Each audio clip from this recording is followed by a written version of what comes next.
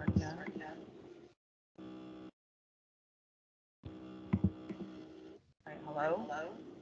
It is an echo. I don't know where's that coming from. All right, you still hear an echo?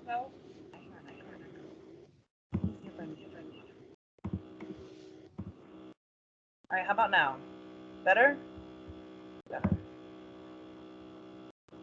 All right. We still have an echo. I think it's people that don't have their microphones muted. Yeah, I just muted everybody. So it should be. Let me try it again. I'll mute everybody again.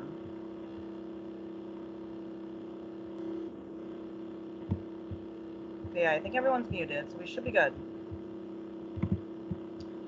All right, let me share my screen. And again, like what I'm sharing today, if you guys want it, feel free. You could just reach out to me and say PowerPoint. You could just say PPT in the subject line, and I could send you this if you want. So you don't have to write a million notes. Okay, so let's get started here. As far as selecting a farm market, basically a farm area, and then marketing to it. So we have a few different options for finding an area. First of all is the geographic farming. Okay, this is obviously one of the most powerful ways. Usually this has to do with some place that you live, a place that you're very familiar with. It's somewhere that basically you're going to focus on this area. It's going to help you establish your brand and centralize your listings and sales in one area. So again, like I said, a lot of it is times where you live, or even if somewhere you just visit a lot and you're very familiar with it. Is choosing your farm area. So work areas where you live, like I said, that you are familiar with, okay, or a price range that you would like to be in. So what they say is, I think I have in here, like starting around like 300 homes, 280 to 300 homes is a great place to start. And I'm just going to tell you guys just a little 101 here is if you try to sit there and try to do a bigger area, you're going to fail. It's you know, the more that you can centralize and focus on niche areas, you're going to be more successful in that. Yeah, I just had this experience with one of my big teams in Fort Lauderdale. He was trying to literally do all of Fort Lauderdale, and finally ended up telling him, like, look, just focus on a few neighborhoods, and now he's doing amazing. So it really helps when you really focus on those areas. So identify where you have the most influence. Again, obviously being where you live. Even guys, though, even if you want to go into a certain area, if you start visiting that area more often. So if you want to go into a higher end neighborhood, start visiting it more often. Start doing events there. Start like where you have a presence known. Really look into all those past sales in your database to see kind of where is everyone from your database at. This is a great place to start for you guys. So you can see where is everyone coming from. That's also a great way to figure out your farm area. You'll obviously have more success in the area where you're most known, of course. And you may be surprised once you actually map out all your deals and your database. You'll kind of start to see a trend based on your database of where people are located. So where to start? Obviously, like I said, the narrower the audience is, the more personalized. So, and this is just kind of marketing 101. Like I tell this too, even just sending out messages, if you try to do a blanket message to everyone, you're going to fail in marketing. It's the same with the farming because it goes with the marketing message. So the more that you could focus on that niche, okay? So for example, if you're in a neighborhood that has a golf course, okay, so that's a niche. That's where you're focusing on golfers. That's a lot, you know, that's very strategic, and that's a great way to start. There's also places where, say, if it's elderly, you know, or more seniors focused, that can be like where you have a niche. So think of the where you want to focus is huge. And then of course that messaging will be tailored to this. Okay, I talk a lot about the messaging because this is huge. In marketing, it's really about the content. But if you really are strategic, okay, so say those two that I just gave you examples for, if it was a golf community, golfers or seniors, those are very different messages in marketing of what you're telling them. Okay, so I'm already seeing two different campaigns for each of those markets and those areas. So that's what I'm talking about as far as your marketing message. Okay, so when you're talking about golfers, obviously your message is going to cater to them. You would focus more on stuff about related to what they would want to know for golfing. The same with seniors, you would focus stuff more on that. Okay, and this is why a smaller farm area is the way to go. If you're considering your first real estate farm, 250 homes or less makes a lot of sense. Okay, that's where you could really focus. Again, you're not spending an absorbent amount of money. If you focus on 250 homes, it's going to then, you really get your name out there first and foremost. And what I always say is if you're starting this out, then you could build. Okay, so then if you start mastering that and you master the 250, then slowly go into another neighborhood. I've even had agents where They can't, if they pick a big neighborhood, they can't afford to mail to, like, say if it's like 800 homes, so they'll cut it in half and they'll focus more of, like, say I just had this recently with Anita, that's what I'm using as an example. Her neighborhood was like over 800 homes, and she was like, I can't afford to do that. So I said, well, just focus on like where you're at and kind of that side of the neighborhood, and then as you grow you can then expand to that. So that's like what she's doing. So the lower overall number of homes keeps your overall cost down. It allows your messages to be laser focused, and those are things that you obviously keep in mind when starting out. Research, this is huge. Research is imperative across the board, guys. You got to get used to researching all of this stuff. Even for marketing, research is huge. Knowing your target audience, knowing what they like, knowing where they're at, that's going to help you cater your messaging. So research on the MLS. Make sure the neighborhood you're considering for real estate has homes that are likely to be sold. You know, look at what the historical thing of that neighborhood has done in the past 3 or 4 years. Don't shut down a neighborhood because you don't have any recent sales. This could be an actual an opportunity for you. If you see that, that could be an area that maybe you do want to focus on, because maybe it is underserved. And also, don't get discouraged if another agent is already, or a few agents are in that neighborhood as well. I always am a big believer of there's plenty of business to go around for everybody. And I see a lot of agents marketing to the same neighborhood, and it's fine. They're very successful and it's not hurting anybody.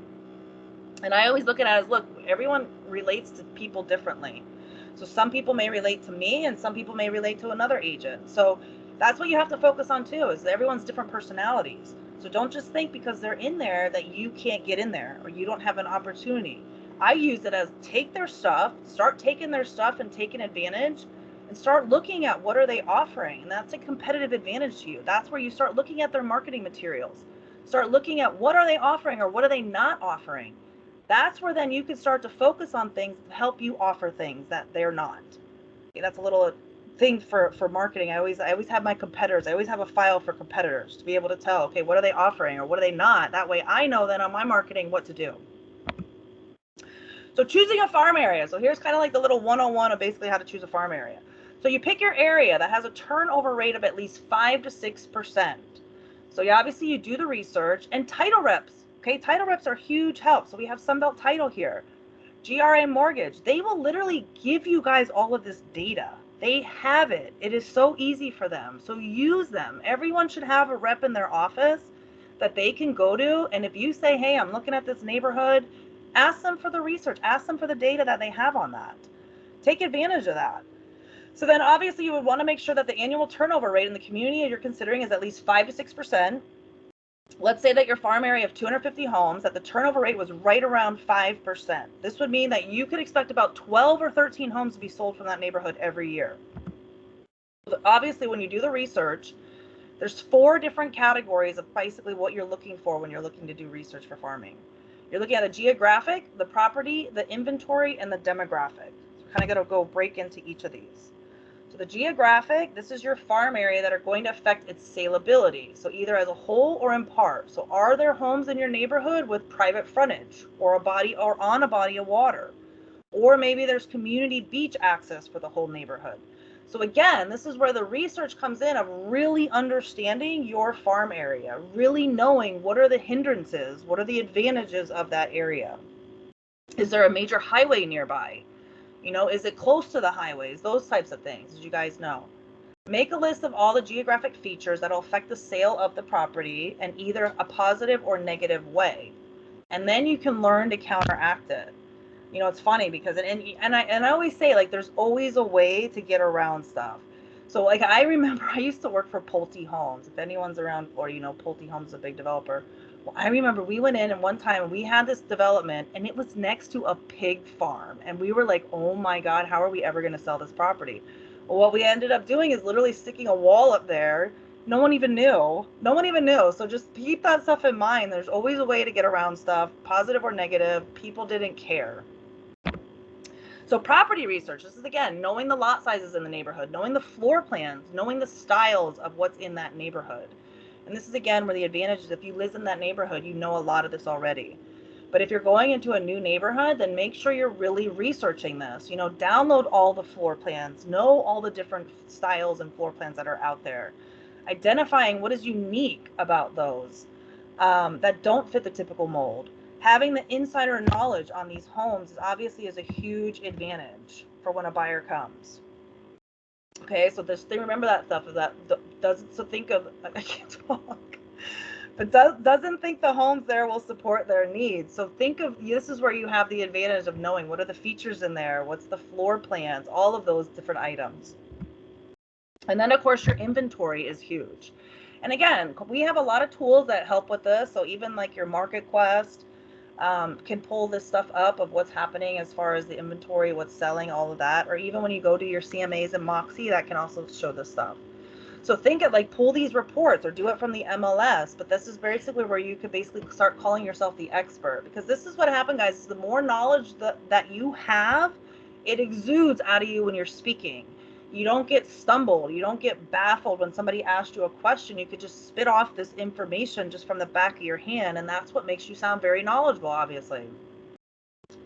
So inventory can be a tricky metric, obviously, to try to quantify. So this is where you are going to talk about and try to predict the future demand for homes in a particular area. Okay, so what you need to know in regards to that is how are you going to know about the absorption rate and the turnover rate. So we're going to kind of break down what these equations, how these work, and basically what you guys can do when you're kind of looking at a farm area. So the absorption rate, this helps you predict the number of homes, basically the number of months worth of inventory. Okay, so this is a basically very powerful statistic. How it is you calculate the absorption rate of your farm area. So how it goes is basically the number of active listings last month versus the number of listings sold last month. This will equal how many months of inventory that you have.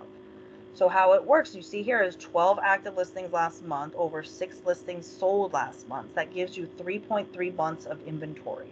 So between 4 and 6 months of inventory is considered a balanced market. Less than is considered a seller's market, obviously, which we're in right now.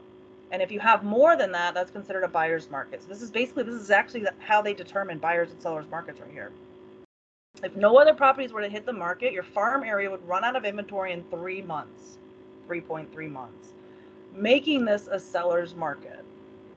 Okay, the other thing to think about is the turnover rate. This helps you understand the internal forces. So the internal rate measures the number of homes in your farm area that sell in a given time compared to the overall number of homes. So you see in this equation, you have 20 listings sold last year over a total of 300 total listings. This is giving you a 6.6% turnover rate. So a high turnover rate is great for real estate agents because it means that there will be more transactions to close. A low turnover rate obviously is a flag. It's a red flag. It could mean an underserved market, or it could, especially if the absorption rate for that likely of neighborhood is high, it would be a major opportunity for a real estate maybe to look into that area. Okay, so something with a low turnover rate, that may be somewhere that you want to consider to actually go into. So what you want to actually look for, and generally speaking, is 5 to 10% is considered average performing for a neighborhood. When you combine the absorption and the turnover rate, okay, you're using your turnover and absorption rate calculations, you can begin to estimate your potential income. Okay, so this is huge when you're starting to look at how much to invest. I get asked, like, how much should I invest in marketing? Well, this is kind of what it comes down to, are these little formulas. If a particular neighborhood has a turnover rate of about 20 homes a year, and the market shows no signs of slowing demand, then a high functioning farm that grabs 40% of the sales in that neighborhood, you would see about 8 transactions from it. Okay, so this is kind of where you get an idea. Okay, so if you see 8, you can kind of tell, like, okay, so how many agents are in there trying to capture those 8? Then you can kind of get an idea of what you can most likely capture in turnover. So plug your data about the median sale price into this formula, and all of a sudden you have real numbers to be shooting for. So here's kind of a typical example. So you have 3 areas here. You have homes from 300, 400, 500, and you have number of homes sold from 40, 50 to 20. And then look at your turnover rate is very different in each one. So when you look at this, you see the average sales price in area 1 is 350. In area 2, it's 462,000, and in area 3, it's 750,000. I always like to show this because I think this is very, very interesting. So typically, before you even see the answers down here, you would probably normally think that you would have a higher income potential in the higher listing area average price, right? But when you start breaking this down, you start to see that area 2 is actually giving you the most income potential. Okay, so this is then where you can see, okay, so I can invest more of my marketing dollars into that and have a bigger return than, say, in these other areas. I mean, this is huge. This is very significant return compared to the area 1 and area 3. You're almost at like, well, over 200,000 more than that. So that's pretty impressive. And the average days on market, you're at 14, 30, and 45, and the number of current listings. So it's kind of funny when you see that it's one of the lower current number of listings for that area 2, but it's giving you a higher income potential. So the demographic research, okay, this is where it's very imperative. And with this, I always say you have to know your target audience. This is how you're going to learn to cater your marketing message. So knowing stuff of what's their age, what is their family status, are they empty nesters, are they new home, newly wedded, new couples, what is their education, what are their preferred methods of communication? You know, and this is also too where that CBX buyer locator in Moxie, this will literally give you all of that data. So that CBX buyer does all of this for you. All you have to do is take one of the houses, excuse me, in that neighborhood that you're wanting to farm, put that into that CBX buyer, and you will get all this information. It'll even tell you the top 3 sites that they're on. So it'll tell you like Google, Facebook, and YouTube, for example. So, and it'll tell you how do they consume news as well. Are they online? Are they still reading a newspaper? That type of thing. And are they on social media? That CBX buyer, use that stuff. That's a great thing to have in there. Again, here it is. Okay, how it works. It's literally linked to Moxie. You literally, all you have to do is just put in the address and it literally gives you all of this data. And this is even good to come in with this data when you guys are going into a listing, because you can say then to the buyer, the seller, you can say to the seller, I know who the buyers are. I know where the buyers are most likely to come from. So I can strategically use my marketing dollars to target them rather than just blanket spending. Okay, that's a huge advantage when you're going on a listing presentation to say this. Okay, because even with that CBX, it'll tell you. Now, right now, it only does the Tri-County. I am trying to get them to expand that out. But right now, for South Florida, it does the Tri-County. I think for other areas, it's probably around your local area. But think of this as far as when you're going into a listing presentation, is you can then say, hey, I know where the buyers are, so I'm going to spend my marketing money strategically and target them. And this is where it's very simple, guys, and I talk a lot about this because even if you don't have a ton of money to spend in postcards and mailing, you could really easily target these buyers for a minimal amount of money by running digital ads. Okay, so things that we have at Coldwell Banker or the Home Spotter Boost or the social ad engine can help you do this. This is where you can easily spend $50, $100 a month and run a digital ad that's going to target those areas that say where the buyer is coming from. Okay, that's a huge advantage to where you don't have to spend thousands and thousands on mailers. I'm not saying don't do mailers because they do work. I think with mailers are great for real estate. But again, they're getting expensive. And now with all the paper costs going up, again, digital advertising is just where it's at. So let's say that your farm area, say, is 250 homes. The turnover rate is about 5%. You should expect about 12 or 13 homes to be sold from that neighborhood every year. So the absorption rate is about 3 months, meaning that it's a seller's market and the demand for property in your neighborhood is outstripping the supply. So let's assume that the median sales price of your home is around $250,000. So this is kind of a breakdown of how much you should invest. Now, with this breakdown, obviously these are just averages. But for example, that top one of $3,000, that's something that you guys don't have to invest in. Okay, Coldwell Banker provides the website for you. So that's $3,000 less right there. Facebook groups are free. This is again with the postcards, but even if you decided instead of doing postcards, you did digital advertising, that's going to save you half that cost because you don't have to pay that much for digital ads to do that, to focus on those.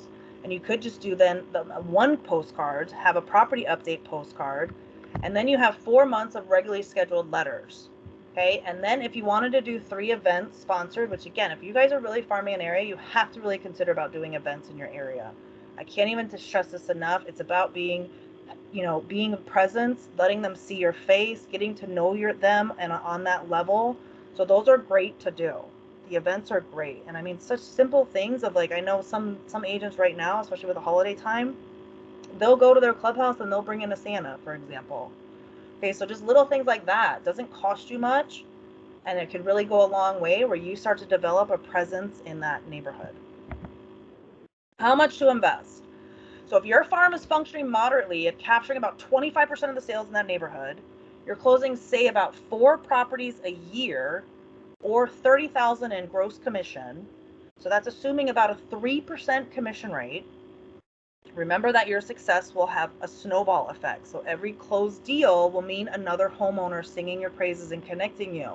This is why, though, guys, it's important to send out these mailers. It's important when you have a sold to send this out. I'm saying this because I can't tell you how many times I've seen agents where they're not marketing their properties, especially in the seller's market. You know, I hear it all the time of like, why aren't you using Listing Concierge? Well, because the property's going to sell quickly. But okay, that didn't do anything for you. You got nothing out of that. The seller got what they wanted, but you didn't get any kind of branding out there. And that's what's crucial, guys. That's what's crucial. Keep it doing that. And if you do this right, you may end up getting most or even all of your business from referrals in a few years. This is how it works. This is how you start to get to know. And it's funny because that NAR statistic talks about it all the time. They say that 90% of sellers are happy with their agent, but then it's only like 40 or something crazy. I can't remember the statistic, but it's like 40 or 50% would use them again because they don't remember who they were. And that's what it's about, staying top of mind to these people. So let's say, for example, you invest $5,294 and you're able to make $30,000. Well, would that be something that you would be willing to do? Well, yeah, of course. That's almost like over $25,000 you would be able to get, or just under $25,000. So that's a great investment. So as far as the marketing strategy, so every message obviously must provide value. And this is huge, guys. And this is why I say, this is why you have to be able to know who they are. You have to be able to know what are their interests. Okay, like I mentioned before, golfers or seniors, those are very two types of content that they want. Okay, I wouldn't be talking about the same content to each of those people. It doesn't have to be the same value each time. So you should be varied, but there should be something that your receiver walks away from your message better for reading it. Okay, so you're providing them something of value. So say, for example, you're sending out the market update reports. Okay, so people in that neighborhood, they always want to know what's happening in their neighborhood. They want to know what their investment is returning. So those are great market. Those are great things to provide a value. So what's in it for me? Obviously, consider that with every message that you send. And put yourself in their shoes. This is what I always do when I'm marketing, when I'm doing a message. I'm like, what would I respond to? What would it make me click on that ad? Or what would make me open up that, flip that postcard over, for example? Okay, and every message must have a call to action. So whatever that is, you know, whether it's like a free market analysis, a free, I don't know, and you know, a free report on your home, a free CMA, however you want to, whatever you want to offer that, a free home buyer's guide, a free seller's guide, whatever it is, put that in your message to have. For instance, not every message has to end with call today to list your home with me. Something more subtle like sign up to receive a regular market report about your neighborhood. That's a big thing, because then you're telling them, hey, I'm not going to keep harassing you. If you want to receive this regular market report, sign up. Let me know. And then, of course, remember, homeowners aren't just living in a house. They're living in an investment that they made, and it's their biggest investment.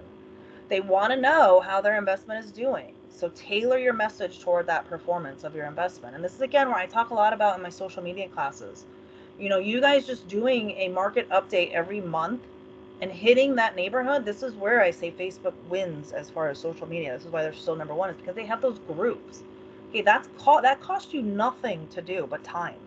You could easily, every once a month, go Facebook Live, do a market update, and then target those people in those groups. Okay, the benefit with those Facebook groups, guys, and all of you should be joining those Facebook groups. Okay, if you're not aware of what those Facebook groups are, what I mean by, say, for example, like I have one right now I'm in, it's called Weston and Beyond. So Weston's a city down here, and it goes beyond. There are over 13,000 members in that group. Okay, now not a lot of them now, because some of them are owned by realtors, they have restrictions on what you can post in there. Excuse me, I'm losing my voice. But you don't have to worry about the restrictions, because the benefit is once you just get them to accept you to join in there, what you can do is, say, if I did a Facebook Live, I did a market update, and I have this video now, I want to go target it. So what I can do is boost that ad. And again, I'm not a big believer in boosting, because boosting on any other way is a waste of money. It gives you no leads. But in this sense, it's getting you out there branding. So you can easily boost, say, to that group. So now if I'm a member of that group, I can boost my ad to that whole group of 13,000 people for $30. And that's a huge benefit right there. That's going to show them that I'm the expert of that neighborhood. They're going to start to get familiar with my face and what I've said about as far as that recognition and knowing that you're the agent to go to. So with your messaging, always must be consistent. This is across the board with marketing, okay? Consistency is crucial in every aspect of marketing, okay? Your consistency with your message, consistency with what you're sending out and how often, okay? So what I mean by that is your postcards. If you are sending out mailers, think about how you want to do it. Now, I can tell you a very aggressive strategy. If you're going into a new neighborhood, a very aggressive strategy is to go 6 to 8 weeks. Every week you're sending out those mailers. That's getting them familiar with your face right away. Yeah, it's aggressive. It's going to cost you money at first, but that's going to get you into that neighborhood right away. And then you can tailor it back. Then once you've done 6 to 8 weeks, then tailor, say, once or twice a month, whatever your budget will allow you. Okay, the same with anything as far as your social media posts, your email blasts. It's consistency, guys. This is why I always say, like, marketing is like a wheel that it has to keep moving. It doesn't matter how fast it's moving. It could be moving really fast with a ton of marketing tip or just slow. But as long as it's moving, it's like when it stops, that's when you're dead in the water. You have to constantly keep going. So even your social media posts, if you're posting, say, 3 times a week, then stick to that 3 times a week. Okay, and I'm going to tell you with social media, because I get asked this so much. The biggest thing is social media. What's the question? How do you do it? How do you master it? It's the consistency and it's the engagement. So I can tell you, I used to do it for a lot of businesses and builders and developers. I would do their social media. It's about how it's keeping it consistent. Okay, and I was not all day every day on social media, but I kept it consistent. So I would do it was Monday, Wednesday, and say Thursday or Friday. That was like all I did, and I had a great following. And it's about going and being engaged too. So what that means is engagement. It means that you need to be active on that platform as well. So it's not about just you posting, it's also about you talking to other people, you commenting on other people's posts, you liking their posts. Okay, so I used to do this for my son's baseball team. I built him a little social media account, and I'm telling you, within 3 months or something, I had over 2,600 followers right now, and I don't even really manage it, but this is how easy it is. This is what I'm telling you. This is exactly what I did. So I would, every night before I would go to bed, I would literally lay in bed and I would go through the news feed for literally 15 minutes and just like. And a few of them, then I would write great hit, great shot, whatever, little things like that. Because you have to remember with social media, it's an algorithm. They want to know that you're on the platform. Okay, and that's about basically the consistency of it.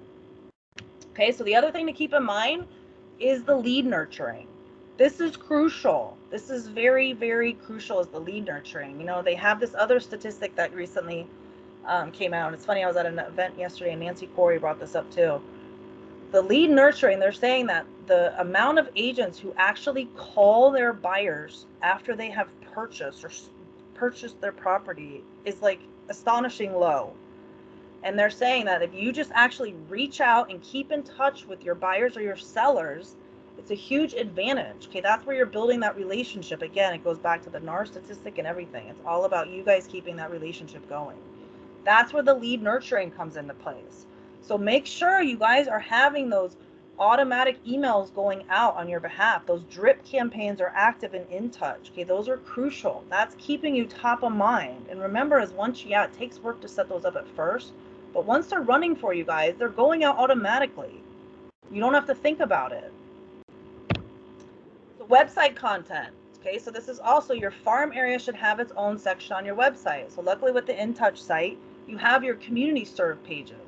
This is where then you could highlight that farm area and talk about it, go in depth on that farm area. Maybe list in that community serve pages the schools, local, any businesses that you want to include around there.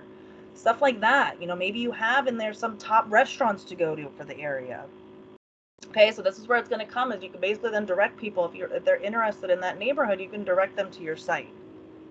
So the content obviously is always to be short, 5 to 6 sentences. And it should be a hub for that neighborhood. So people can stop by, see what's going on, show those interested in purchasing the neighborhood, and you're an expert in the go-to. This is even great if you have a buyer coming in and they're like, hey, I want to know about such and such neighborhood. If you already have that in your website, you could just send them the link then for that site. And again, social media posts, I talked about this a little, but it's about engagement.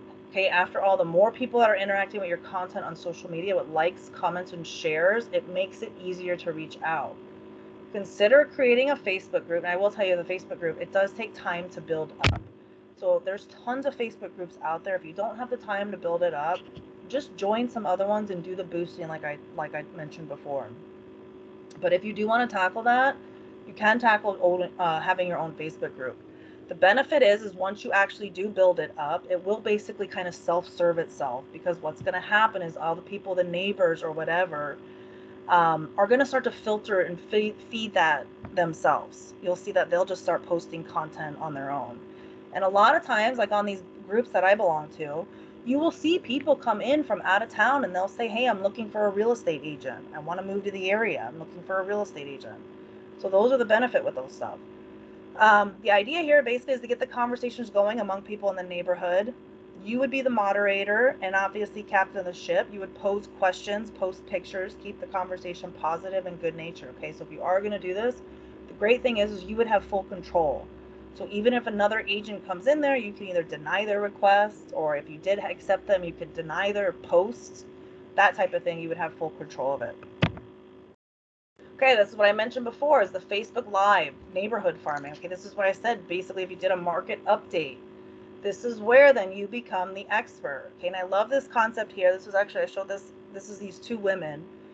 So the great thing with this is these two women are in that actual neighborhood. So you can see that if anyone lived in that neighborhood, they would recognize it right away. So do stuff like that. If you're farming and you know that you're going to do a Facebook Live and give a market update, then do some sort of, like, maybe if the neighborhood has a clubhouse, stand in front of the clubhouse and give your market update. That way they know that you're in that neighborhood. And they see that and they'll recognize that, because you see right here before they hit play, they can tell they're in their update. They're in that neighborhood and they're giving their update. And you see here it's 1 minute market update, because you can't go long, guys. You know, everyone's attention span is like 10 seconds, really. So don't be long on these. They're quick, again, but you have to be on camera. I can't stress this enough with being on camera. If anyone's taken my classes before, you know that I stress video a lot, because that's the day and age that we're in right now. Everyone wants to be personal. They want to connect on a personal one-on-one level, but there's no way to do that better than other than video. You have to be on camera, okay? If you're uncomfortable being on camera, you have to get over it. Realize that you're the only one that thinks your voice sounds weird. Believe me, I can't watch my classes at all. I can't ever watch them, because I feel like I sound weird. But to you guys, I sound normal. That's how I sound. But so don't think about that. Don't overthink it. Like I always tell my agents down here, I'm like, look, just shoot and post. Don't even review it. Because if you review it, you're going to do a million takes. Just shoot it and post it. And don't worry about it. Just as you go, you're going to get better and better. Now, there are some things to keep you. I can give you some little pointers with doing video. Okay, so if you get nervous on video or on camera, there's this little app called Teleprompter. It actually works just like on TV. So you could have it scripted. You can have bullets or anything that's going to keep you kind of in line. And the great thing is if you have, say, your camera set up on a tripod or something, you have that app going, you literally will not get lost. So if you forget or you're worried, even if you're walking through a property and you want to do a quick little tour, if you forget things to point out or you want to make sure you don't miss anything, you can have this teleprompter and it looks like you're looking right at the camera, but you're reading it. It's exactly how TV people do it. So that could be something that can help you. Okay, and then just remember too, the most recent touch wins. And if you want to think and act like a premium brand, you're going to have to go in a premium and charge a premium price. So this is where, like, think and act like who you want to be, who you want to target. And then farming postcards. Okay, I mentioned a little bit about postcards because they are getting high in price. You know, I don't say don't do them, but I also am seeing a lot more people putting that money into digital advertising, especially with the way the costs are going with the postcards and the paper. Everything is going up. So that may be something to consider with digital advertising. Digital advertising, there's no paper costs, there's no printing involved. It's literally a digital ad and you don't have to worry about it. But I'm not saying postcards don't work. I will tell you, with real estate, there's always a great return on postcards. But it is something that you have to do all the time. So it's not like just send one mailing and you're done. And if you got no response, you stop. It's something that you have to constantly keep doing. And that's the consistency of it. That's where then you start to see the return. So again, think of how much, where you want to, if you have the money to invest in that, or if you don't, then maybe you want to focus more on the digital. So the backbone of your snail mail is obviously your real estate farming postcards. You would deliver quarterly snapshots of the market in the neighborhood. Maybe recipes, sports schedules are always great. You know, I tell you with sports schedules, it's always great to do that magnet. So I can tell you my husband always puts that on the refrigerator for the team, the Dolphins down here. The magnet goes on the refrigerator. So think of that stuff. If you're around like anywhere, the Bucks or whatever, everyone wants the Bucks. Use that to your advantage of the sports schedules. And they have all of this in Express Docs. Express Docs has recipes. I think they have sports schedules in it. Maybe not. I'm not sure. I know they have recipes and they have other things in there for other ideas, for door knockers, all of that stuff. And then your property updates. So this is an example of what Listing Concierge, but you want to make sure that you're promoting your listings like I mentioned before. Okay, don't, just because this is a seller's market, not put your listing through, not market your listing. Now, the benefit with Listing Concierge is, honestly, as a marketing person, I can tell you, there's nothing out there for that cost that you would be able to brand yourself in all of those elements.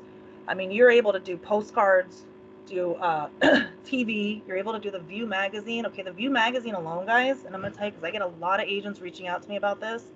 I'll even tell you, the team down here, they're our #1 team in the nation, the Jill Zeter Group, their clients question them on the View magazine. Their clients were like, why are you not in this?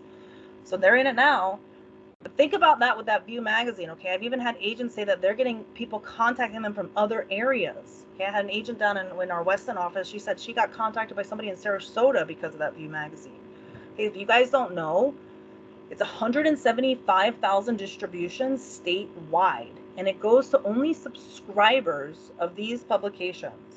Okay, so that's the Wall Street Journal, the Miami Herald, the Sun Sentinel, the Naples Daily News, the Palm Beach Post, the Orlando Sentinel, the Sarasota Herald Tribune, and then over there on the Fort Myers, Cape Coral, it goes in the EDDM, the Every Door Direct Mail.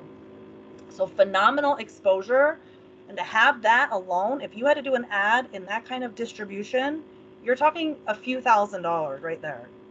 So just think of that. That's the advantage of this program. Okay, and it's really to get you guys out there. It's about branding. And I don't want to hear that your listing is not high enough, because I've seen people as low as, I think the lowest I've seen on Listing Concierge was $80,000. Somebody put a listing through on Listing Concierge for 80 grand. So think of that though, because what it's doing is it's getting you out there. It's getting you and marketing you and your brand. So of course we have the 4 packages. The bronze is all digital. Okay, so there's no print on that. And then you have your silver, gold, and platinum. Okay, something else to think about are farming letters. Okay, this is something that's very low cost. You're just paying really for the envelope and the postage. But you can get really creative with scripts on these. Up the ante once a quarter and actually send out a letter instead of a postcard. Maybe you handwrite it. I know that's a lot of work. There's some fonts that you could actually type that actually look handwritten. But think of how like doing letters also help as well. Okay, it's a great place to do market deep dives, talk about what's going on in your business, shout out good works in your community, or any other message that basically you want to communicate to your farm that shows that you're the expert.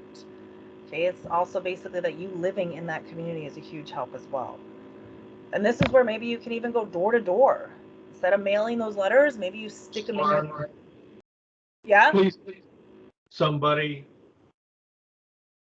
What? Somebody has unmuted themselves and there's a machinery running in the background. Oh, that's my computer. I guarantee that's my computer. Sorry, my headphones went out. Yeah, yeah, I get that sounds like my computer. Sorry, my headphones went out. Normally the headphones do that out. But also letters are a great way to prospect non-farm areas too. So if you want to farm in a high-end neighborhood, consider handwriting those letters. Obviously that's going to be time consuming, but it's a very nice personal touch when you see a handwritten letter. Nobody does it anymore. And those things will pay off. You know, even getting creative. If you really want to take the time, because I've seen a lot of agents do this, just even like little holidays that go by, having a little letter or a little thing with a little tchotchke thing. Like for example, like I had an agent for 4th of July. Okay, so for 4th of July, she took those little flags and she put them on everyone's lawn in the neighborhood with her business card and I think like a little note on it, a little simple little line. Okay, yeah, it's going to take the process, but it went really far. Like it went very popular.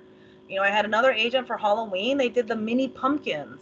And again, they attached their postcard with their business card with a little note. Okay, those things are making it very personable, and those are really nice. People will remember those little touches like that.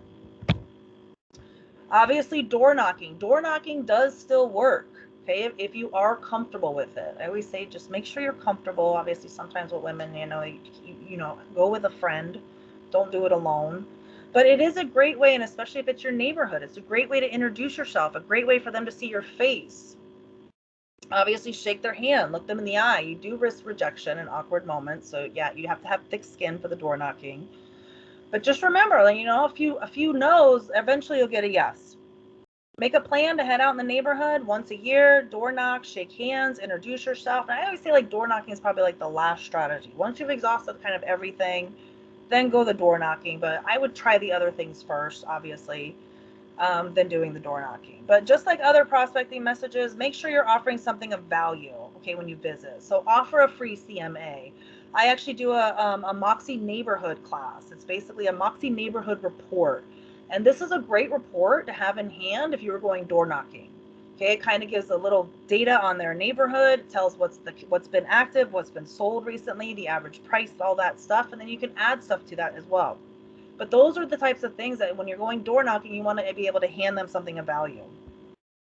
Or then even offer them. You can invite them out for coffee, let them know about your next open house, that type of thing. And then, of course, these events. I mentioned this before, but these events are great. I think these events are huge, and I'm going to tell you all the top agents that I know, this is what they do. They do events in their communities 100%. So try sponsoring these types of things, okay? Annual summer neighborhood garage sales. So I mentioned before, host Santa Claus at a park or at the clubhouse of a neighborhood during holiday season. You can even try a pumpkin giveaway for fall. Those types of events, or even just a happy hour. Sometimes I had somebody do an event. Actually, I did this once with my builders for the Super Bowl. We did a Super Bowl event for the community, where basically we just brought in a little, you know, some appetizers and stuff, and we had everyone come and watch the Super Bowl for the at the clubhouse. So that can be something that you sponsor. You know, and guys, talk to GRA. GRA sponsors events like this all the time, and if you want to, they're willing to go in with you on these types of events. They're willing also to go in with you on your postcards. So keep that in mind too. I have it right now. I've helped a few agents where if you put the GRA or the Sunbelt title person on your postcard, they will help pay for half of that or a quarter of it, depending on which rep you talk to. But think of that, okay? That's going to help supplement your cost a lot too. And they will give you ideas. They're used to doing events like this all the time. So use those advantages, use those resources like that. Families, obviously with young children, they're constantly looking for family-friendly activities. So think of things that maybe they would want, you know, sponsor a bounce house or something. So if you have a community that a lot of families are in. Those types of things, you know, clown face painting, anything like that. Those are the types where it's not a big cost. And again, if you get GRA or Sunbelt title to help sponsor, it'll go a long way with them being familiar and them recognizing you and remembering you. That's the key, remembering you. Okay, and I mentioned about these little digital things that can help you. Home Spotter Boost. So again, if you guys know Listing Concierge, Home Spotter Boost is linked to this program. This is a great program. Okay, the reason I love this program so much is it lets you download leads. Yes, you download your leads, which is fabulous. And it also, so it targets Facebook, Instagram, but it also goes all across Google. So those are things like Wall Street Journal it gets on sometimes. I mean, I had an agent tell me the other day she saw her listing on BettyCrocker.com. Well, that's huge right now, guys. Everyone, for the holidays, people are on BettyCrocker.com. So it's going across those other sites on Google, which is huge. We also have social ad engine. So social ad engine is basically, if you guys are not familiar with doing Facebook ads directly on Facebook, this will kind of take that stress out of doing that. Okay, so it'll help you, guide you through how to do those Facebook ads. Personally, I always say just go right on the platform. But again, if you get a little intimidated by that platform, this will guide you through it more. And of course, video.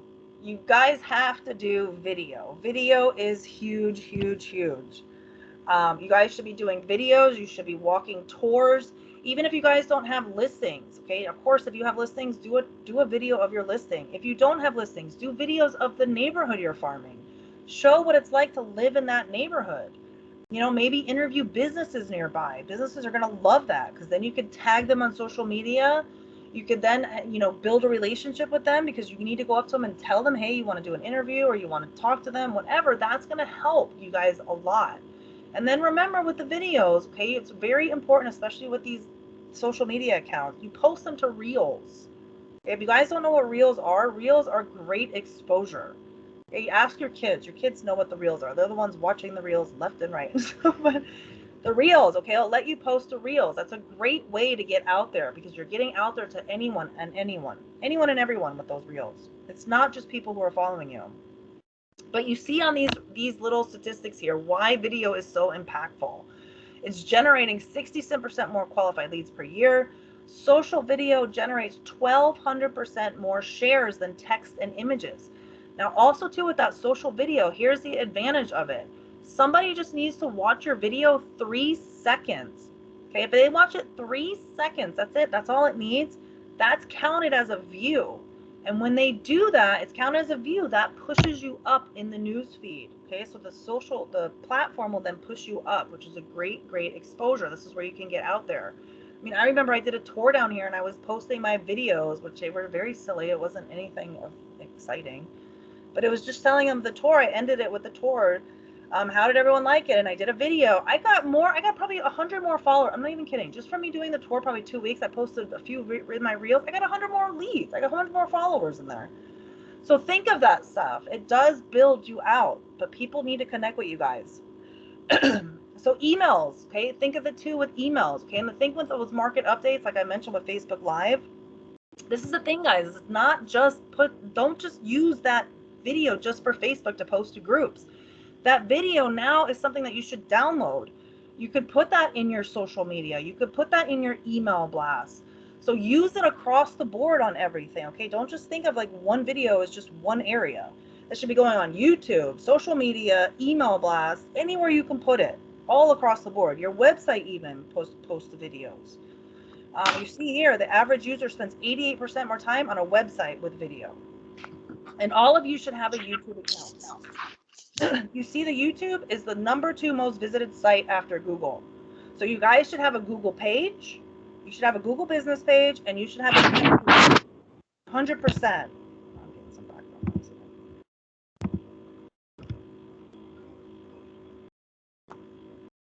Let me mute you guys.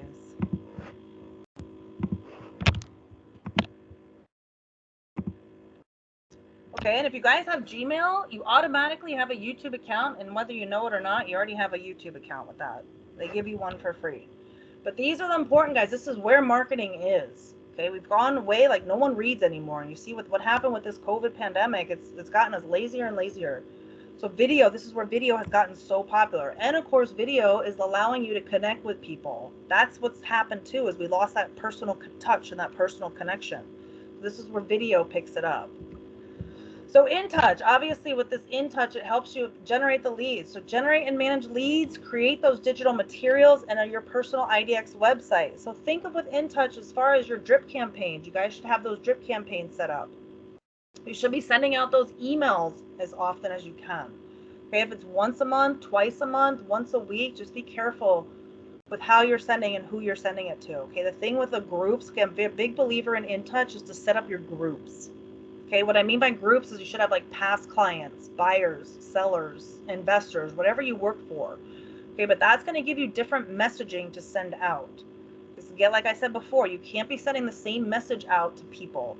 You have to have it strategic. So say if it's a new home buyer, new buyers, they should be getting a different message than say past clients or sellers, for example.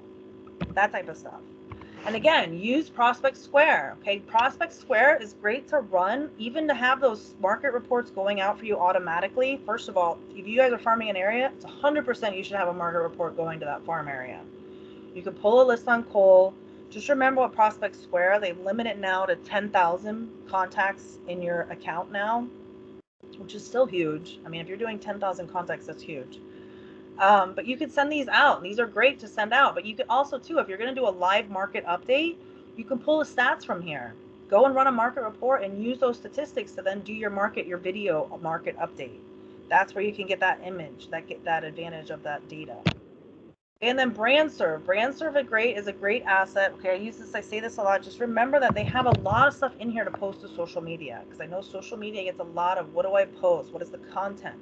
Well, there's a lot of stuff in here about the brand, for example. So the power of the brand, the Coldwell Banker brand, that you can post. There's also things in here, say if you wanted to spotlight a business, for example. Okay, that will help you as well. Okay, I would 100% spotlight a business as often as possible, especially in your farm area, and especially right now with how businesses are hurting. This is a great way, and it shows that you are doing something. Even right now, a lot of people are doing like stuff for the holidays, either sponsoring or helping a family, or Toys for Tots. Like, post, like, you guys got to highlight that stuff. You got to put that stuff out there that you're doing that. People want to see that. Lauren. Hang on. So that was basically you have any questions? Okay, wait, because you're I'm just gonna slow you down a second, because you're basically doing the refresher. This is Marisol. We saw each other the other day at the party from the Gables. How are you? Okay, so good. Okay, so I wanted to slow down 1 second on that last part. When you're saying BrandServe is our brand and our logos, but you're saying highlight like businesses that, so what do you mean by that exactly? Give us an example. That would be great. I love that. Yeah, so there is a template in BrandServe that's called Spotlight a Business. There's 4 templates in there that you could do that.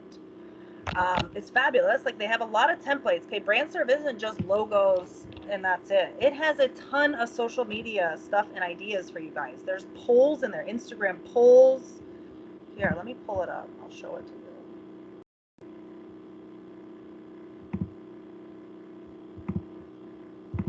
Let me share.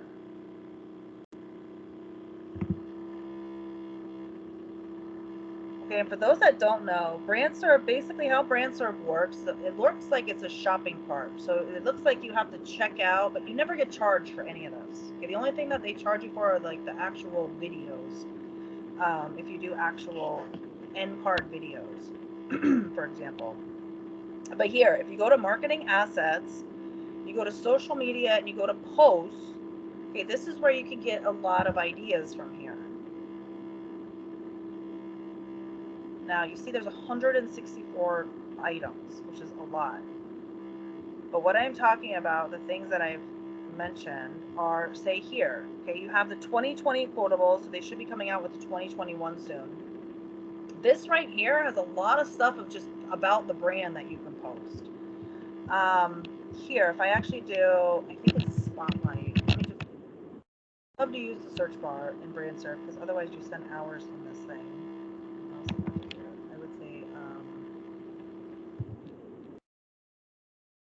So for example, I'm working with St. Jude as part of my donations for every transaction. And St. Jude then in their package has like a little header that you can put on stuff. And I'm trying to put that every time that I print out, my MLS to give to my client with what I'm showing them or whatever else like that on my, the Laura Gilmore, put your header, put your foot. Yeah. And I'm trying to get that in there. It's not working. So then I could go ahead and use some of things here maybe and put, or not, what are you suggesting there with this? Sounds great. I thought that we were like highlighting a local business, because I get business from going to the beauty salon. So I'm telling you, I had an agent and she did one blog post on a hair salon that opened up in her farm area where she lives. It was in her neighborhood. She did one blog post. It actually, she got so much traction from it. The hair salon actually reached out to her, and she had a bunch of leads from it. So I'm telling you guys, it's a great thing. People want to know about these businesses. But here's the example. This is what I'm talking about right here. The small business shout out, it's called. And there's 4 different templates. It's only showing me one here, but this is here. Actually, there's 4 templates in here. So this is what you would do. Now the thing with BrandServe is it gives you these templates. So you see this is a blue background, white, and then it goes tall, blue and white. So what it gives you is basically you fill this out. So if I hit customize here. Now the thing with this is if you do have your own brand, it won't let you, unless they change that, it won't let you actually add your logo here. But if you guys are familiar with Canva, basically what you could do is have this thing all prepared here, download it, just pull it into Canva and then add your logo or whatever. If you wanted the St. Jude thing on there, that's how I would do this. Or just take the template and recreate it in Canva if you wanted, if you're that savvy or not. But if not, take this and then you can add to this. You see what it gives you is a picture. So don't be afraid to take the picture of the business. Okay, a lot of people always ask me copyright. There is no way any business is going to care if you're promoting them. Go to their website and take one of their graphics that's recognizable. Use their logo. They 100% will not care. But this is where I say is use this as an advantage to build up your relationship with that business. So I would reach out to the business, say that you want to do this, say that you want to feature them on your website or your social media account or both. And then you're going to build that relationship with them. Then the benefit is once they have a heads up that you've done this, they, of course, you tag them on social media, and the goal is obviously they reshare that for you. They're hoping it. The hope is they reshare that information and they get you more exposure as you're doing this. But here it is basically, like I said, you just follow this through. It gives you an idea to put, do I want a vertical logo? Do I want a horizontal logo? Do I want a white background? And then you add the images. You add it right here. You could fill in the business name, address, the expertise, and then there's our logo. Okay, wait. I got another question. Wait, because this is so amazing. Amazing. This is the tip of the day. Thank you. Okay, so if I wanted to highlight, okay, nobody copy me from Miami. You know, footworks. I love footworks. So if I want to say, don't run around for rentals, come to me. But if you're going to run around, get your sneakers. And I can put that in Facebook with my little. I love that. That's so creative. I love that. I can do that, right? I can do it. You're saying do it through Facebook because Instagram's a little harder. Facebook, I've got a better following lead. Instagram, I'm new at the game. So well, I would do it to both. You got to link both accounts. Put them on both. Build your Instagram while you're still posting to Facebook. So I automatically sync mine to both. So if I post to Instagram, well, now they've done it the other way. Like now Facebook allows you to post to Instagram. So do it. Just kill, because whether you're slow at Instagram or not, just link that and let it post on there on your behalf. Just get it. They'll start building it, and then hashtag it. Excellent. Tag it too. You can tag it even in your stories. You can tag that business, tag them, hashtag them, all of that. Slow down. Tagging is hashtagging. Is tagging hashtagging? Is that what that means? What is that? There's a difference. There's a difference of tagging and then hashtagging. So a tag, for example, they will be notified that you tag them. A hashtag is more of just, it gets you, if anyone's following that hashtag, it'll get exposure to them, whoever's following it. But a tag, for example, if I was going to shout out a business, I would tag them because they're going to get notified that you tag them, and then the hope is they reshare it. But then you also hashtag that business too. For anyone that's following that hashtag, you'll get in front of them. Make sense? Did I lose you? No, I turned off my mic. Yes. Thank you. Yeah, no I've got a meeting with Vanessa Romero next week. I will have my things ready to go. Yeah, she's a millennial. She's great at this. So ask her anything on this. I'm half a centennial. Yeah, centennial. That's funny. But remember too, guys, with the social media, because I didn't touch on this when I was talking about farming, but this is what I want to just touch on with this, because Vanessa reminds me of this. So Vanessa's one of my specialists down here. So she actually mentioned to me that she will respond to a direct message versus a text. So she'll respond to a direct message first over a text, which is like, to me, that's mind-boggling. But if you guys don't know what DMing is, DM, that's your direct message. So that's your private messaging in Instagram, or Facebook has Facebook Messenger. Okay, these are the most underutilized things to reach prospects.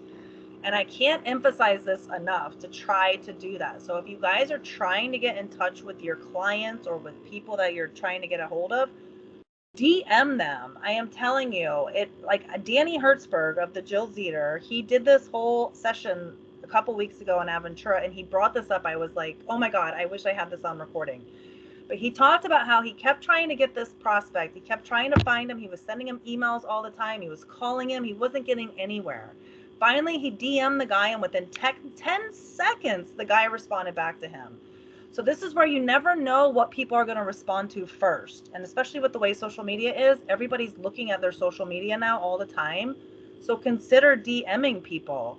Okay, even with the DMing, record yourself, do a video of any way. And you could even say like, hey, I was just thinking of you, or hey, this is a neighborhood. If you have a buyer, you could be like, hey, I thought of you with this neighborhood, this house, whatever it is, it gives it a more personal approach when you're in their DM.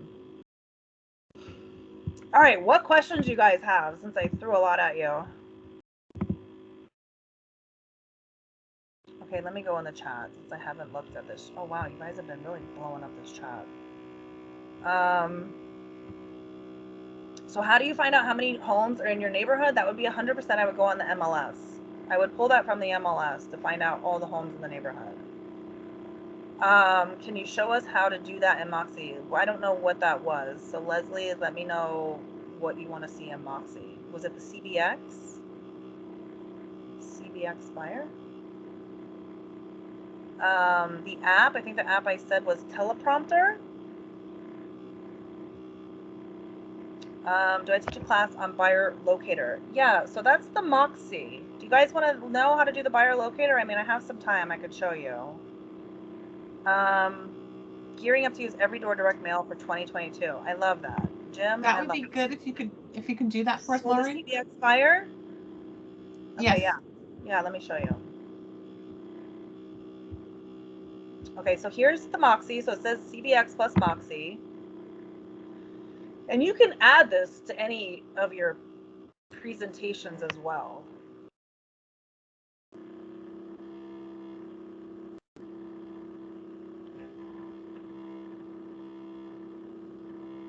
So here, I'm going to create new. I'm going to pick the seller and then hit continue. And I'm going to do the CMA one. So it's the first one, the default seller one. But even if you guys do any of these other ones, you can add the CBX in here. And I would pick my listing source. This is where basically I'm pulling the property from. And hit create.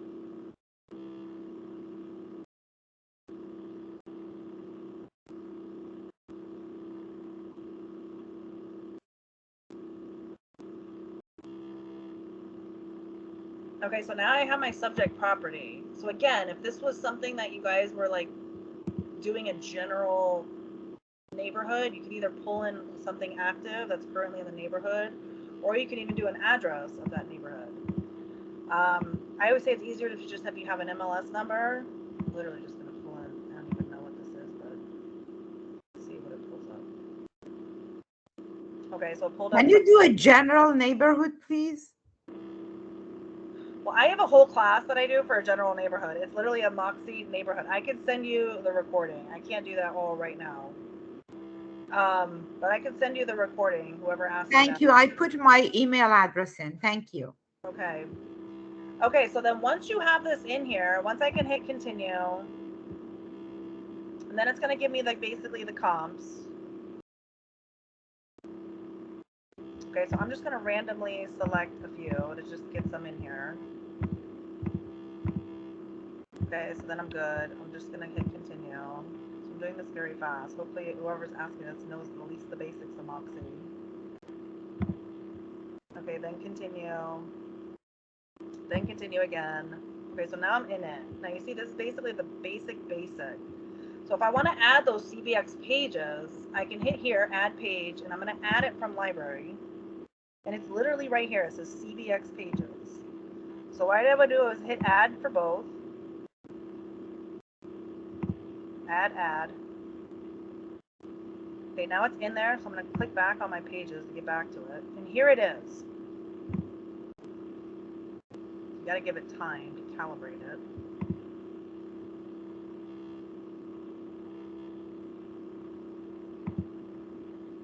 Okay, and so this is actually, they must have changed this. They used to make you hit this pencil, they stopped. Okay, so here's kind of what you get is you get these two pages here. So you see here, I get what are the homes, so it tells me how much the vacant housing, rental occupied, owner occupied here. And then I can even hit this link is people of this zip code. So it's telling you the median age. Okay, this is really like, I really am not a big fan of this first page, but the profile map, this is basically the detail. This is the page you really want to focus on. So the profile map, and you see here, the black icons are the highest match. And this is actually really high. And normally when you run these CBX, you don't see this many black icons. It's only a few, but this has a lot of black icons. So for example here, if I click on some of these, you see this is 83% match, and this is Miami, and this was actually a Broward property. So this would be somewhere I would want to target. And then you see if I click on this, I'm getting data for these buyers. I'm getting, okay, what is their average age? I'm getting where do they actually like to listen to radios? Where do they visit on YouTube or on the website? So you see Google, YouTube, Facebook they're on. It shows how many frequently are they online. So you're getting a lot of data just from this little bit of information here. So if I was promoting this property and marketing it, this is where then I can easily run a digital ad and cover all of these black icons to really strategically target. Because if I tried to do a mailer for this, for example, this would cost me a fortune, right? But if you did a digital ad, this could literally cost you $50 for the month. And you would get you would be able to target all the way, basically it's showing you all the way to Palm Beach to Miami to target all of these people. And these are actually very high. And I will tell you honestly, normally I've done this in the past. I don't see this high matches like this 80%, and I don't see this many. So it's showing a lot of people are moving to this area from Miami. Okay, so that's basically where you would pull in that information of that buyer. And it's giving you all basically their data. So you know they're on Facebook because every time I'm clicking, they're on Google, they're on Facebook, and they're on YouTube. So that HomeSpot or Boost ad would be perfect then because it goes across Google and it targets Facebook. So that's where you would really be able to target them. Okay, so that's basically how you would use this. And I do think this is missing data. I think this first one is supposed to show me more data and it's not. And then if anyone asks you what is the sources, I know some of you guys have some buyers or sellers that are very analytical. Right down here it has view sources of where they're pulling all of this information from. Mostly it's from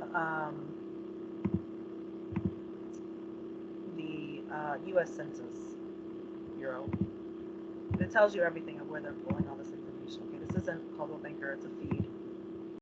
It's a feed that we get, but this normally has more information. But that's basically the CBX. Okay, what other questions you guys have? What about the social ad engine? Yeah, so the social ad engine is basically, it only goes on Facebook and Instagram. So it's just taking the headache out of running the ad right on Facebook, basically. Do you have to make your own ads, your own campaigns, and then they just post it for you? Like they will give you some ideas. So they'll kind of guide you through it. That's why it's great if you guys are new to doing digital ads. It's a great one to go to because they'll guide you. But it is a little bit more restrictive, I will be honest. It kind of goes in like 4 price points, whereas if you just go right on Facebook, you basically pick how much you want to spend, you pick where you want to target, all of that. So it gives you a little bit more advantage. But if you're just doing this, just starting out, try it. It'll get you familiar with the Facebook ad, and it'll get you familiar with the back end of how it works, because it's very similar to when you're doing it on Facebook. But I will tell you guys, before you do digital ads, the key thing with the digital ads is making sure that you have your Facebook pixel in place. If you have no idea what that is, then come and talk to me or talk to your marketing person.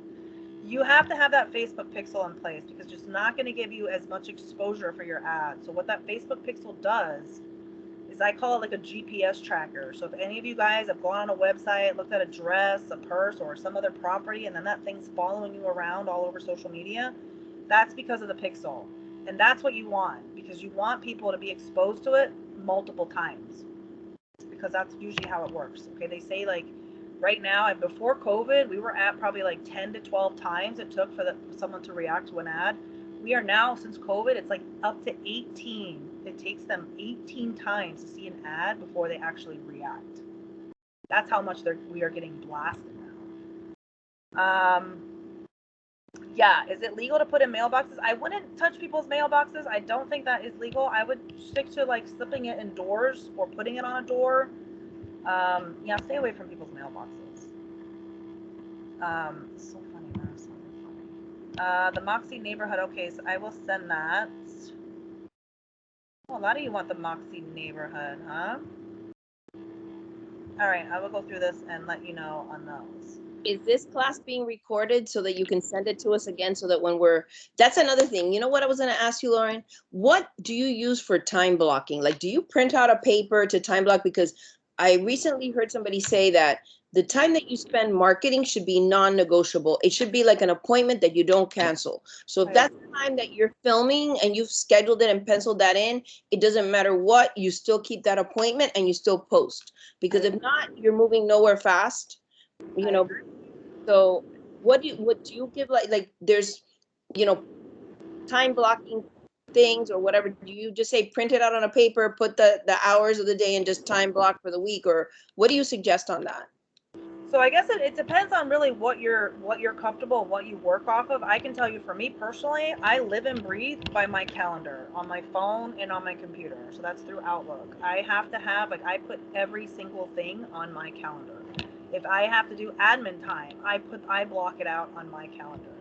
So then no one can schedule anything for me. I am committed to that, and it's on there, and I live and breathe that. So it's really what you're comfortable with. I do have some apps like Calendly. Calendly is actually a great app. It actually lets you have this online schedule, and you can even have it open to where if even people want to put stuff on your schedule or schedule you, that's a great app for that. So it's really what you're comfortable with, what you use to schedule your stuff. I did put my email in there, so if you guys do want the PowerPoint, just send me an email, okay? Because it is kind of hard for me to go back through this and grab everyone's email out of here, because I can't click on your email. I literally have to retype everyone's email to go in here. So if you can, just send me an email of what you want. I would greatly appreciate it. It makes it a lot easier for me to just send it to you. Do it that way. Any other questions that you guys have?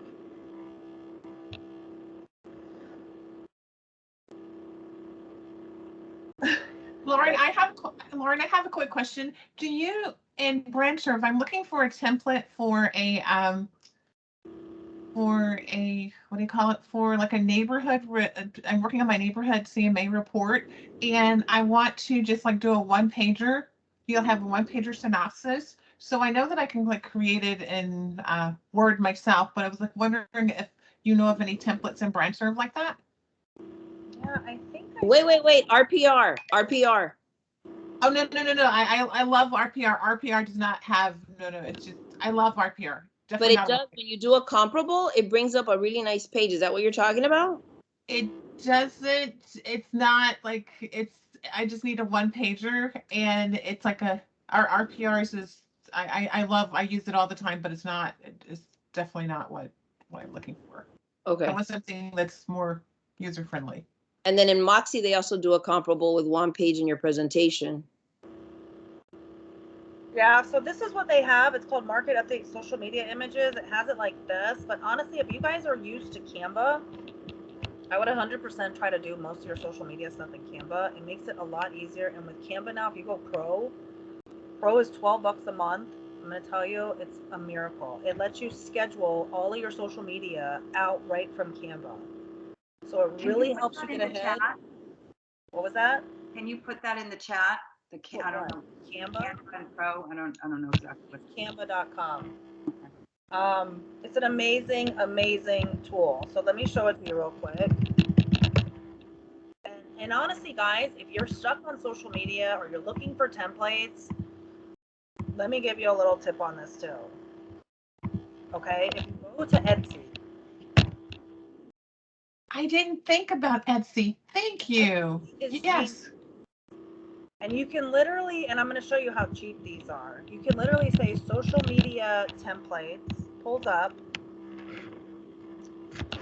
and look at these, okay? You can literally, here's 500 social media templates, $20. Here's 800, okay, that's a little more pricey, $49.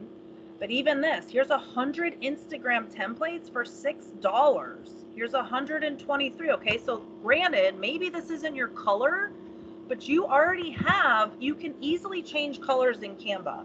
So let's say if, okay, maybe I don't want this color, but I like all the content that it has. So I can download these templates and then change them to my color and my branding.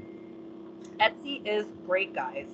I have a question about that. Let's say you buy the templates from Etsy, right? Yeah. They look beautiful. Basically, my question is, what are you posting on the templates every day? And should it be every day? Well, I mean, I said it depends really on how you want to work it.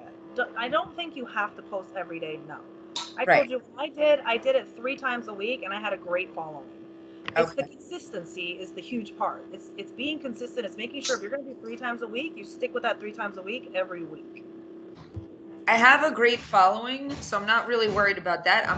I'm more concerned. I'm creative. I use Pixart. I know Canva. You know, I'm just starting out new. What are you writing?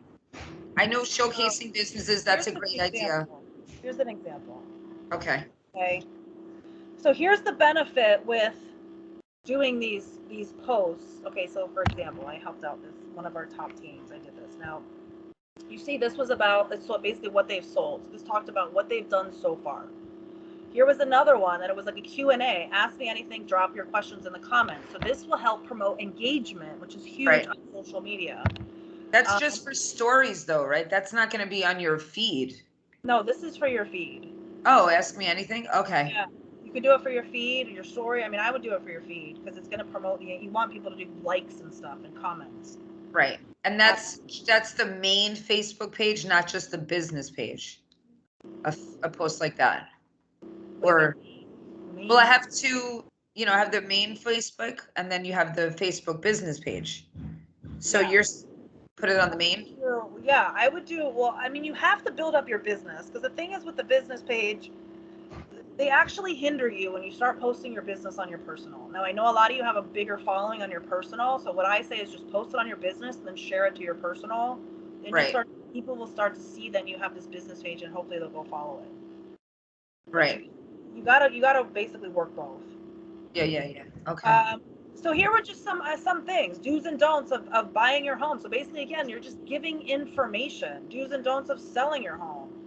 Countdown to closing. It talks about what you need. So this is, again, you're just feeding stuff for what they want as far as content of who, and again, it's who you're targeting. Getting pre-approved. It's showing just, again, you're showing that you're the expert in this whole real estate thing. And I'm not saying post all this stuff. I'm just giving you guys examples of here. This is spring maintenance. Again, if you just need ideas of things to do, improvement projects, Monday motivation. And again, these are just like a ton of different things. The perfect home. So this is, again, promoting a listing. This is which one would you choose? So again, you're posting engagement. We're saying, okay, which kitchen do you like the best? And this could be anything, which, wine cellar or not wine cellar, like those types of things. So there's a ton of different options. Now you see here, testimonials. Of course, you should be posting your testimonials. If you can get them on video, even better. Customer reviews. Again, this is meet the team. So you get the idea. Then this goes into basically all about the listings, coming soon listings, new listings. But the great thing with this is you see there's several different options here. I could sit here and now I have 40 different templates that I can work with. And now if I have this, I can just schedule these. You have this where you can have download. You can have it where you download them right there and you can post. Or you can actually schedule from your calendar. Which I think I'm not pro anymore, so I don't think I have mine. But with pro, you get the calendar that lets you schedule right here. Yeah, I'm not pro anymore. I can't show you. But it's amazing because it'll let you basically show you the whole calendar. I can sit here and pick, okay, I'm going to schedule post number 4 on this day, post number 16 on this day. So it'll let you literally schedule the whole thing out. and get ahead of it. But this is the best way to get ahead, and this is the best way then to have templates in place. So you see, if I have a new listing or coming soon, I have then these different options that I could post. And I'm then the sorry, great thing, if you guys don't know Canva, the benefit with Canva, okay, just to show you how easy it is when you have these, this is how easy, okay? So if I have a listing, I literally can just throw it over here and it changes it like that, okay? So that's how easy Canva is. Someone had a question? Yes, so to schedule, let's say, the beginning of the week for the, so you sort of don't have to think about it and you have everything ready to go. What is the actual, is it, you said Pro? Yeah, it's Canva Pro, which I think Okay. I had Canva Pro. Let me go back and see. I swear. It's $12.99 a month for Canva Pro. And if you sign up for the year, they give you a discount. Oh, here it is. I do have it. Here it is, right here. Content Planner. This is what it is. So once you've created your templates, then I can go to Content Planner, and here's how it works. So say I want to target next week. I hit that plus sign. It's going to tell me which ones do I want to use. So I have all these templates in here. I can then go where this was here. Okay, so then this is for Monday. Yours shouldn't be this slow. Teams slows everything down. But then it's going to ask me, which one do I want to post? So then if I say, okay, I want to use page 3 and schedule that, I can write the caption. I can select where it's going. It's going to my Instagram. That's really the only one I have connected. I haven't connected, but you can connect your other accounts in here as well. And then basically you schedule it. You already have the post scheduled. You schedule it, and then you don't have to worry about it. And that's how easy this is. And then it'll keep track, because then you can sit here and look at your calendar and be like, okay, I have that planned, I have that planned, I have that ready to go. And that's where you can keep the consistency of that. Can it post in your stories as well? I don't know. Can you?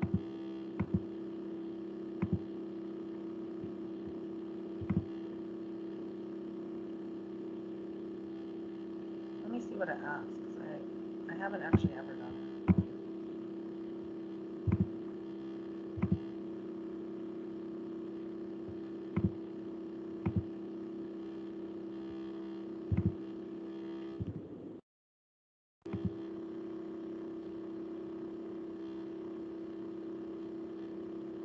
No, I think it's just going to go to your main post. It's going to go to your main one. It's not going to go in stories. You have to basically go to the account for stories. Yeah, so you can't schedule stories. But I can delete it, take it out, see now it's gone. It really is a great way, guys, because it has the content calendar already in here. You can really then just get ahead in your marketing with this.